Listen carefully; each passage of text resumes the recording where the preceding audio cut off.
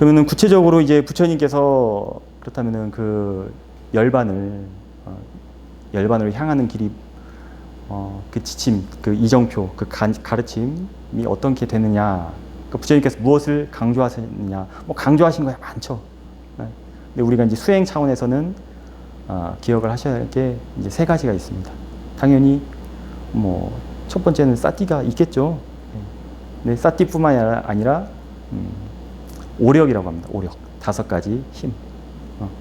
오력을 기억하셔야 하고, 그리고 어제 말씀했던 그 올바른 마음가짐이라는 거, 요니소 마나시카라. 네. 그 요니소 마나시카라, 그리고 오력. 오력에는 뭐가 있죠? 사티, 사마디, 위리야, 빠냐, 사타.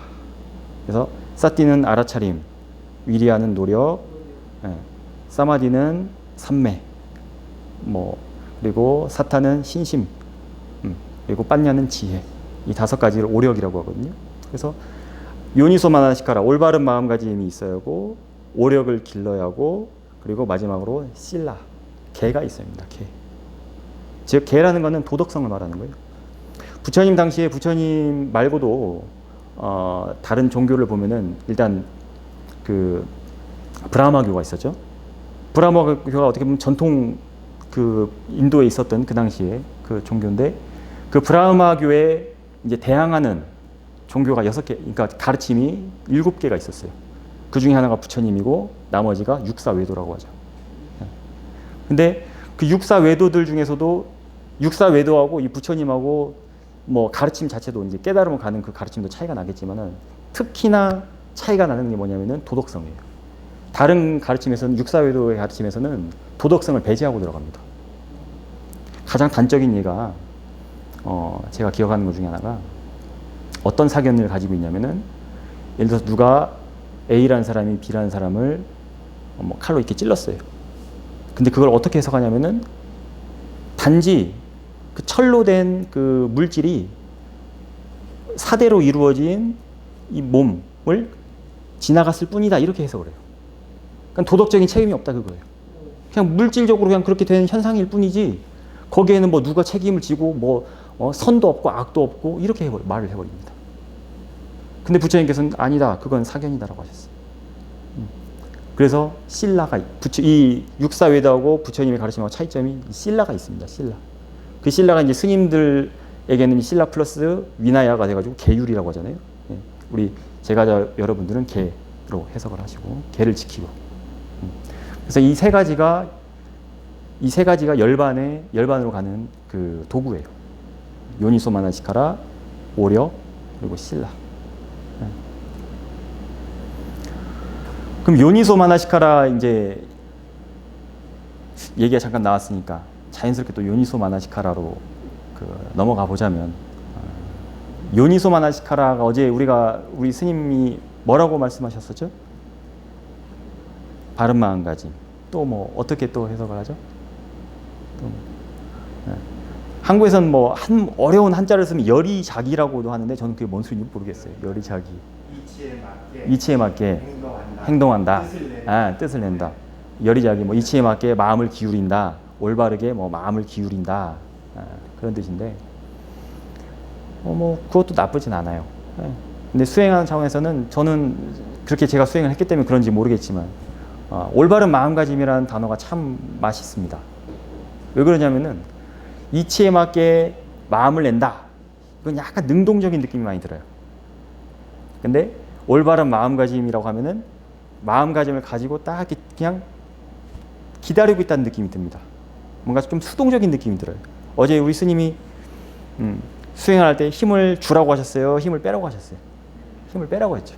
그러니까 이 올바른 마음가짐이라고 했을 때는 힘이 좀 빠지는 느낌이 들어요. 내가 이렇게 다가가가지고 뭔가를 올바르게 바꾼다, 이런 게 아니라 그냥 올바른 마음가짐을 갖추고 있는 채 그냥 기다리고 있다.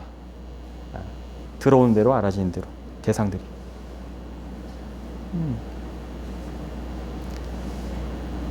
그 올바른 마음가짐을 이제 요니소 마나시카라, 빨리어로 요니소 마나시카라라고 하는데, 그 반대가 이제 앞에다가 아라는 단어를 붙입니다. 그래서 아요니소 마나시카라가 이제 반대가 돼요. 그럼 요니소 마나시카라가 올바른 마음가짐, 그것이 모든 번뇌경에 보면은 부처님 가르침에 요니소 마나시카라는 아까 말씀드렸던 오력이 있죠. 오력 다음에 이제 그 37조도품에 보면 칠각지라고 있습니다. 그러니까 그 칠각지를 개발시켜주는 요소가 바로 이 요니소 마나시카라예요. 반대로 아요니소 마나시카라는 5가지 오장애라고 있죠. 그 오장애를 개발시켜주는 거예요.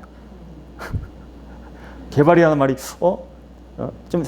왜 나쁜 건데 개발이라고 이렇게 표현을 하실까 이렇게 생각이 드는데 담마로 보면 그래요. 그러니까 그 담마가 하는 일이 그렇습니다.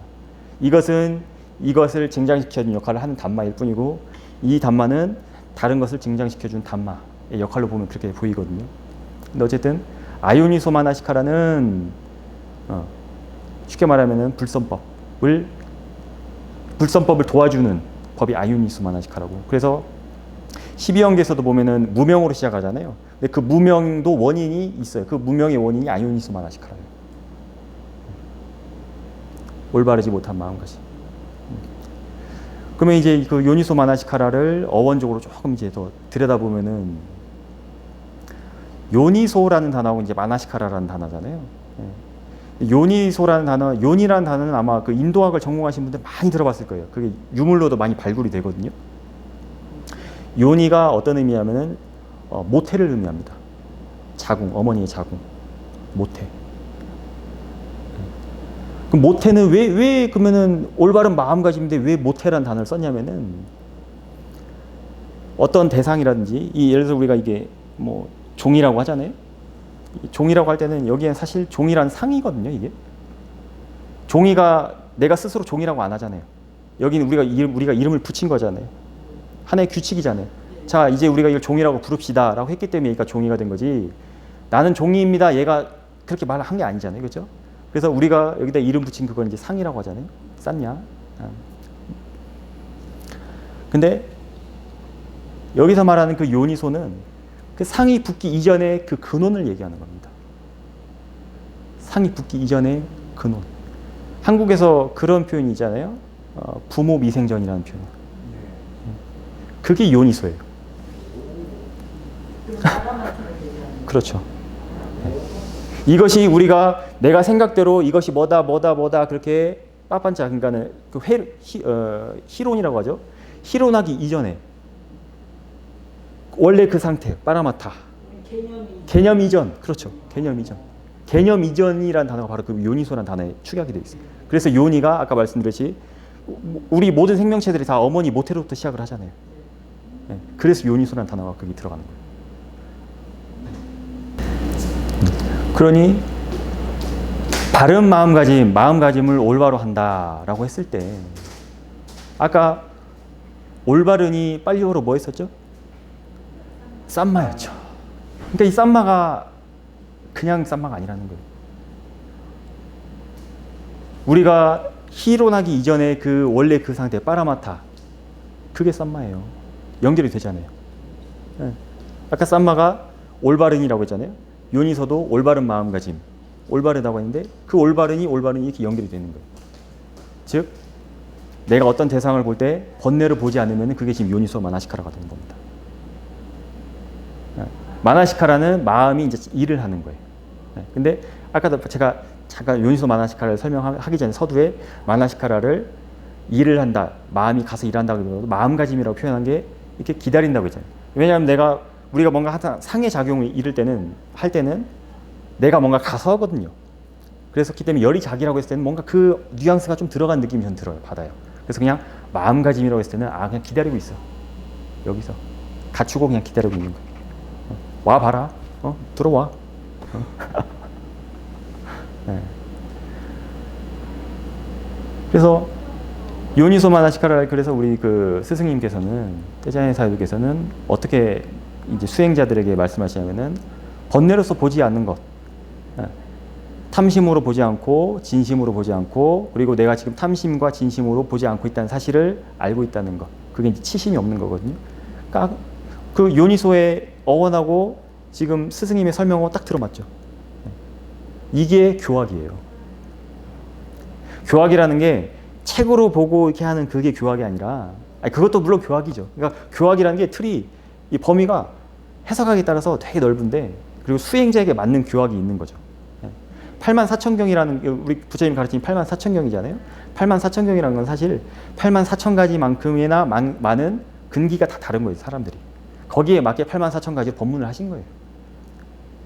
뭘 하기 위해서? 그 번뇌, 84,000가지 번뇌를 해결하기 위해서. 누구는 이런 번뇌를 가지고 있고 이 정도 수준의 번뇌를 가지고 있고 누구는 이 정도 수준의 번뇌를 가지고 있어. 그거에 맞춰서 법문을 하신 거예요. 사실 84,000이라는 단어에 대해서도 그 어원적으로 의미가 참 깊은데 이건 나중에 기회가 되면 그때 설명하기로 하고 너무 얘기가 이게 너무 두서가 없어지니까요.